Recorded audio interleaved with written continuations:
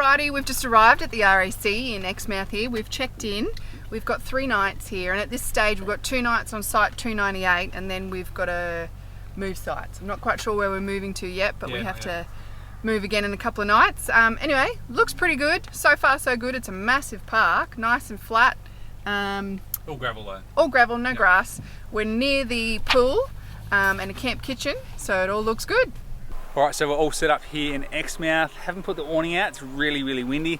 Forecast does predict that it's supposed to be dropping later this afternoon, so once that drops, we'll put the awning out. But other than that, site is really generous. So we're on site 298.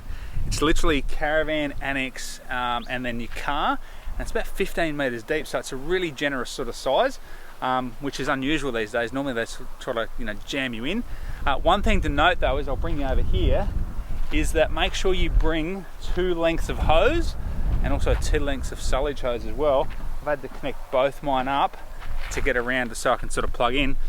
I don't know why they do that at parks. Well, actually I do know why they do, because they don't have to put as many electrical boxes and sort of stations in. But yeah, just one thing to note. But what we'll do is we'll show you the rest of the park. There is 2 swimming pools here, and a couple of playgrounds and a rec room as well. So other than that, really impressed so far.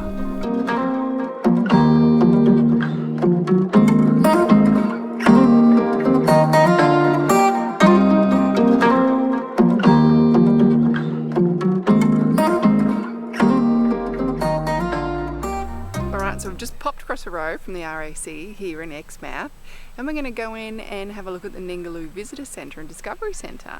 It costs a bit of money to get in. I think it's about $24.50 for an adult. Not quite sure what the price is for kids, but we'll get in, see if we can get in and check out the aquarium.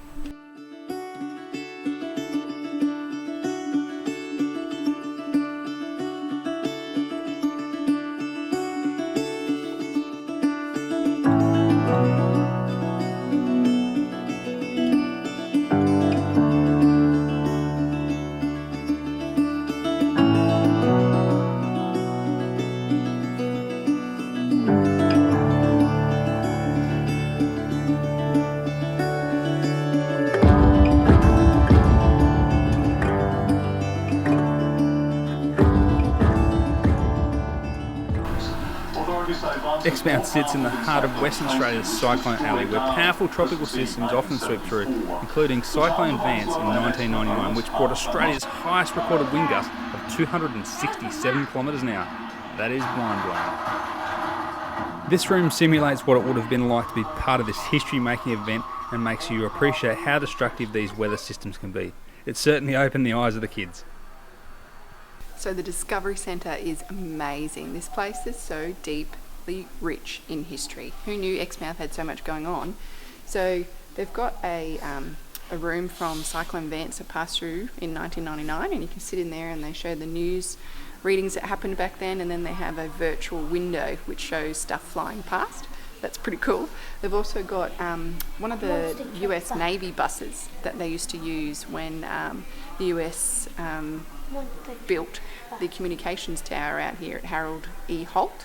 And then they've got interactive things where you can listen to the story, and it talks about how the US played such a big role in the development of Exmouth, and the only way the Australian government would allow the US to create this base on our soil was if they built the 200 houses in town off base.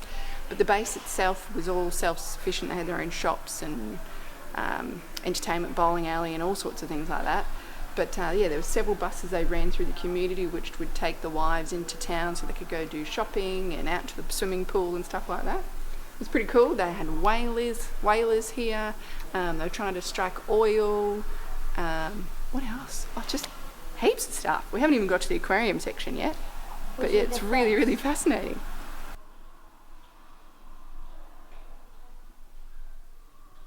There's a Chinaman cod. Big one.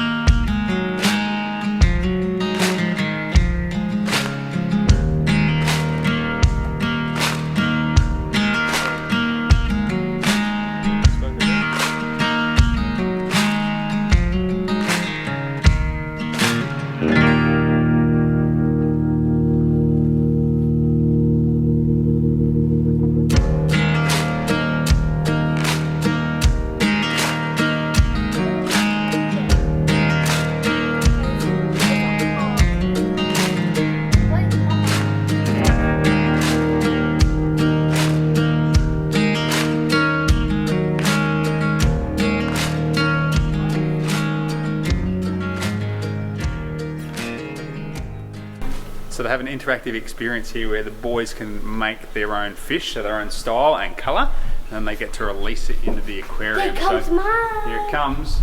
Let's go have a look. Here it is, Lockie. The eelfish. Oh, this is a pretty plain brown one. I'm gonna make a different colour one. Colour him in, Lolly. Yes. I'm making Alright, you're gonna release him? That's his soup. Oh. Alright, let's release him. Where's he gonna come? From there. Up the top, there he is. Release.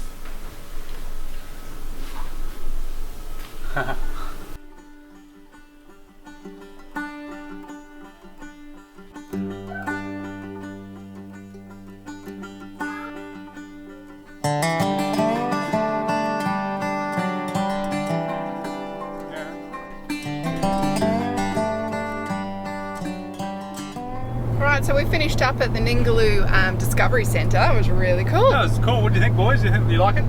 Yep. Yeah. So lots of things to do. Obviously, learn about the history of Exmouth. They've got the big aquarium there, and then they also have a reptile museum, or not museum, or a little display, I'd say. Yeah, Discovery Got a Centre. couple of snakes and lizards and all sorts of stuff. It was good to see, get the kids to see what's around the area and all that. But right now we're heading out to Charles Knife Canyon. It's in the afternoon, and I reckon that's the best time to visit, when the sun hits the canyon and the colours the pop. gorge. Yeah, pops. So we'll go and check that out. Yeah, fingers crossed.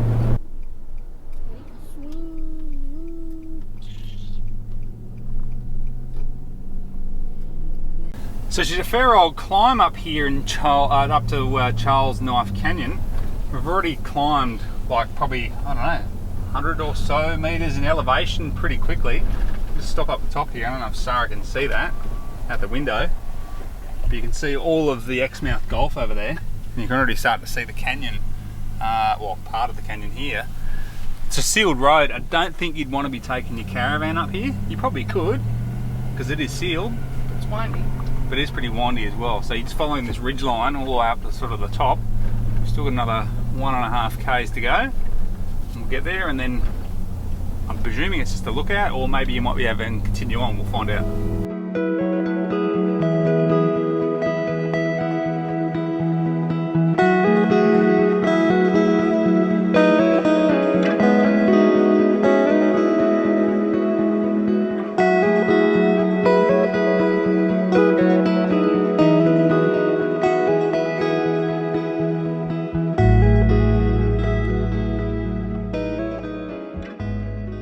What do you reckon about this, babe? It's pretty specky. Pretty awesome, isn't it? I think this is probably like a resemblance of maybe a little bit of the Grand Canyon. I've never been in there before, but I would assume that, you know, the depth and the sheer size would be something similar. The landscape, the landscape. colours. Yeah, I've seen the Grand Canyon. I was 8, so my memory's not entirely great of it, but this does remind me of it a little bit. It's definitely worth. You got to check it. You come to Exmouth, you've got to come out and check out this Charles Knife Gorge. It is spectacular. You can see Exmouth all the way in the distance up there, and then down there you can see Learmonth. That's where the RAF base is down there. But man, it is sensational. Like I was standing here just before, and Sarah and the kids were in the car, and it was just like literally just silence. Should you do your cooey? And I'll give the cooey a go. Yeah. Right, hand it over.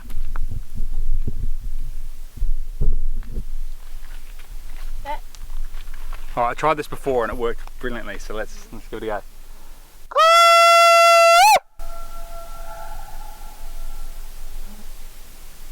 I think I heard it 3 times, 4 times, 3 or 4 times. That was pretty cool, eh? The sound just echoes. Ollie doing it in the background. But yeah, spectacular. So nice to see, like you can see the water there, all the Exmouth Gulf there. Stunning, like literally stunning. Alright, so we've come out to check out the Harold E. Holt Naval Communications Tower, which is directly behind me. I wanted to show the boys how big these antennas are. So there's a bunch of antennas. I think there's 13 in total, and the tallest one in the middle is 387 meters tall. It's massive. And just to give you a sort of perspective, like standing pretty close to the base of one, because you can get fairly close. Like we're only sort of 30 metres away from the actual base of this outer one here. You look up and it hurts your neck, like it's that craning tall. your neck, yeah. Yeah. So. And this one on the outer is shorter, right? The one in the centre is the tallest. Yeah, the one in the centre, that's antenna 0, I believe. But these are VLF, so very low frequency antennas, and these will penetrate up to 40 metres deep, and they'll go for thousands of kilometres, and they communicate with submarines and ships. So I believe they also communicate with the American, the USA Navy as well. So not just the Australian. But yeah, definitely worth coming and check it out. Like, because it's mind-boggling how big it is. And when we were on the boat the other day, we could actually see these before we could actually see land, because they're that tall.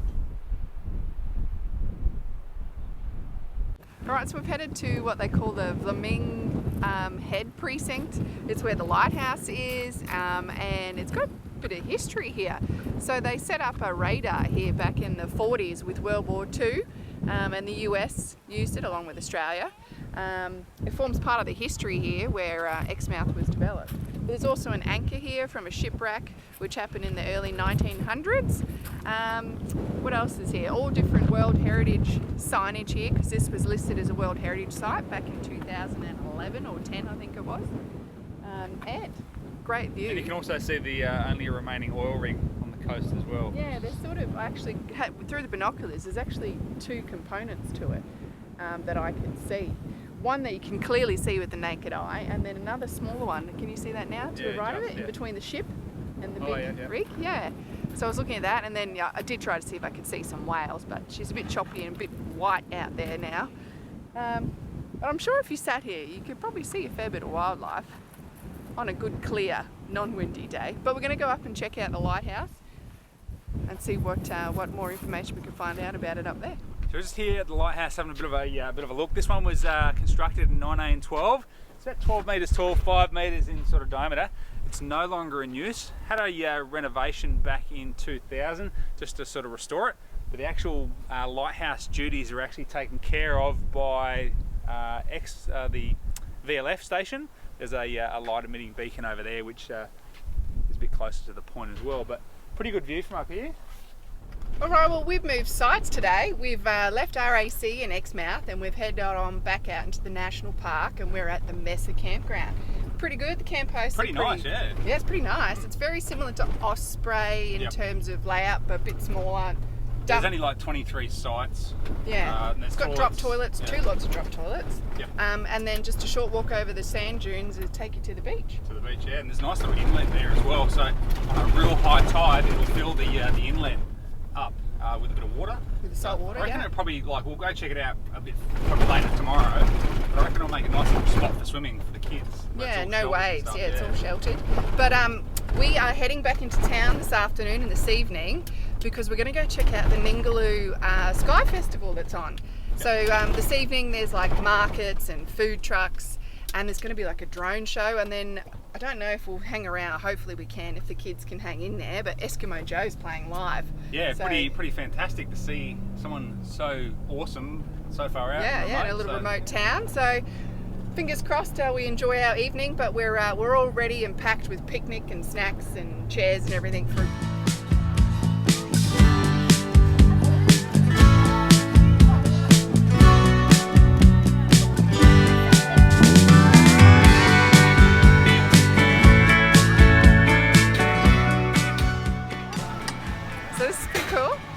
At a little oval, and there's heaps of little kids activities. I'm not sure if they're free or not, but there's like a little wave surfing thing and a bungee jumping thing and a toxic meltdown and a kids strength test, and this over there they've got like a giant tennis racket and tennis playing thing. All the food trucks over there. I'm keen to hit the Spanish paella, I reckon.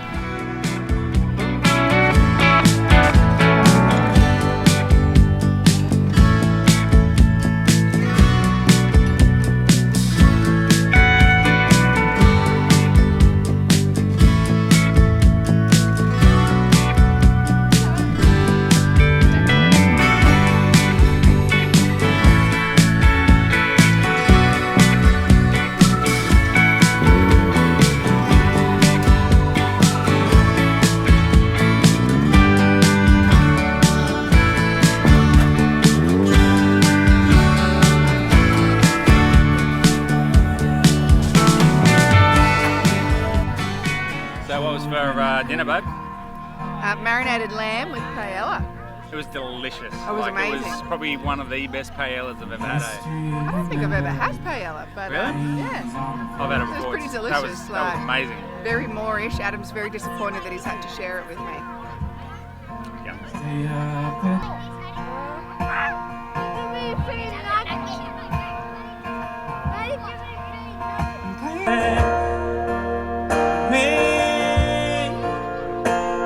Boys are having a couple of burgers. How are they, Lockie? Good. Lockie, Ollie, good burger? Best burger that I've had, except Macca's. Exmouth and the story of the beginning of Ningaloo. This country was known to us traditional owners as Wanangora, Cape Range, Ningaloo. Wanangora, Ngalego, Ningaloo, Kadbora, Tungara, Nuari, Munagora, Ngalego Wananina, Wanangora, Nuari, Charolia. Charalia. How cool is that? Clans are like suburbs in a big city.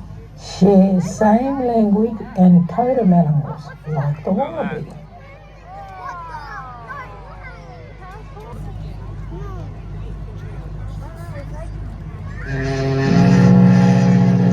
With many shipwrecks along the Northwest Cape came a beacon of light, the Vlaming Head Lighthouse, one of the few locations in Australia where both the sunrise and sunset can be seen.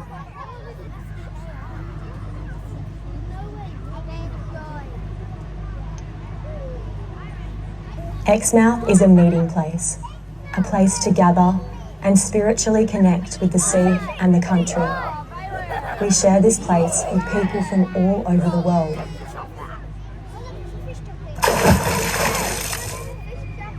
As one in this magic place, Wanangora, Ningaloo. This place we all call home. We share our knowledge, learn from each other, and celebrate each other's culture.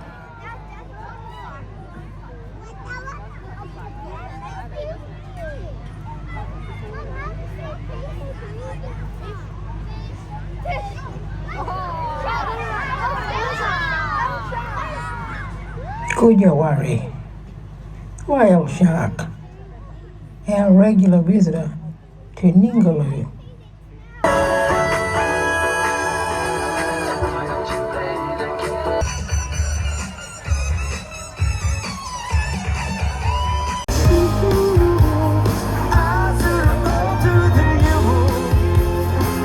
Alright, so we've got another windy day here on the Ningaloo. It is a bright sunny day, so I've got to give it that. But we're just having a bit of a chilled day at camp, just to sort of relax and unwind. We've had some pretty big days, but I thought I'd just check out Mesa Campground. Now, the campground itself, it's about 23 sites. They've got some drop toilets, which are really clean, and they've also got some bins. It's quite a nice little campground, pretty similar to Osprey. So if you're looking for a nice campground, definitely Mesa. Stick that one on your list. Anyway, the beach here is, you can actually launch boats here from the beach. However, you're going to need to air down your tyres because the sand is pretty soft, so just keep that in sort of mind. And they've got this great little lagoon just behind me here, which I reckon would be perfect for kids, you know, that can't properly swim. Mum and Dad can keep an eye on them. So, no, I like it. It's very, very nice. And you've got the nice backdrop of the Cape Range National Park here, which is fantastic. Anyway, we're just going to have a nice quiet day in the caravan, just catch up on a little bit of work. And then that's probably about it. And then tomorrow we're actually heading across to Bellaris. No, we're not. We're heading back to Osprey for a couple more days, and then we head on to Bellaris Station. And can't wait to check out Bellara. Well, how bloody good's this? Got a drink. Got our Exmouth stubby coolers from Tackle World. $10 each they were, with the mahi and Coral trout. Sarah's got a coral trout. Just having a nice drink here, watching the sunset over Mesa Campground here. It's beautiful, isn't it? Yeah, it's really Wind's still up a little bit, but it's a little bit it has eased off a bit. Yeah, it's easy enough for us to sit out here comfortably. We've spent pretty much the entire day inside. Yeah, we didn't do too much, just did a little bit of work and stuff, and not too much, just took it easy, had a nice relaxing day. But how good's this? Got a park bench, top of the sand dune, so you can have a picnic or a drink like what we're doing, looking at the beach, yeah, and enjoying the view. And we're going to watch the sunset. Yeah, haven't done that for a while, eh? No, we'll take in the peace and tranquility until the kids come find us. Absolutely. But just over here, there's a break in the reef. So there's a boat ramp just up the road from us called Tantabiddy, and that's where most of your whale shark tours go from, and also your fishing charters and stuff. And the boats come around that headland there, and they go through that break in the reef, and they obviously then go and find their whale sharks and do all their fishing and stuff. But yeah, it's a great little campground, eh? Yeah, it's really nice. It's on the smaller side. Yeah, it's on the smaller side. I will say with our our site, number 12 we're on, it's quite heavily shaded by trees, so we've actually had to move the caravan over to where we'd normally put our awning just to get that solar, and we got full solar, like we're back up to 100%. Yeah, we weren't able to put our awning out, but it was too windy anyway, right? So no loss there. No, definitely no loss there, but it's also playing a little bit of havoc with our Starlink. I think we're not getting quite a few obstructions. So van life. These are the real world problems you've got to deal with, is not being able to connect to your Starlink. So we'll probably wrap up our Ningaloo episode here. What did you think? Did you like it? I had an amazing time. I just wish it wasn't so windy. Yeah. And that we had more fishing success. Yeah, we probably, how long did we spend? We spent basically 3 and a bit weeks here, maybe, in sort of total. Yeah, on and off, yeah. On the Ningaloo, and we've camped at various different sites, and I'd probably have to say Osprey is probably the best site. Not even Meso is really good. Yeah. Windabandy, like we did camp at Windabandy, but as we said before, we did camp in the in the trailer section. Yeah. So we sort of didn't have a really good experience there. I think if we camped on the water, it would have been a different I think that experience, might have been a highlight. And 14 Mile and that. But the problem is what we've had is just the wind. And if you've camped here at Exmouth before, it's known to be windy. It's like it's literally, like we learnt the other day, it's Cyclone Alley. and it has the strongest recorded wind gust in Australia of like 267 kilometres an hour or something ridiculous like that. So it's if you get Exmouth on a beautiful day and there's no wind, oh, beautiful. Yeah, it is stunning. Like the watercolours and the reefs and the marine life, it's amazing. We didn't get a chance. All the whale shark tours were booked out. Yep. So we didn't get a chance to do that, not to mention it's quite a large expense. Yeah, it's about $2,000 for the family, which, you know, it's no small chunk of change. No.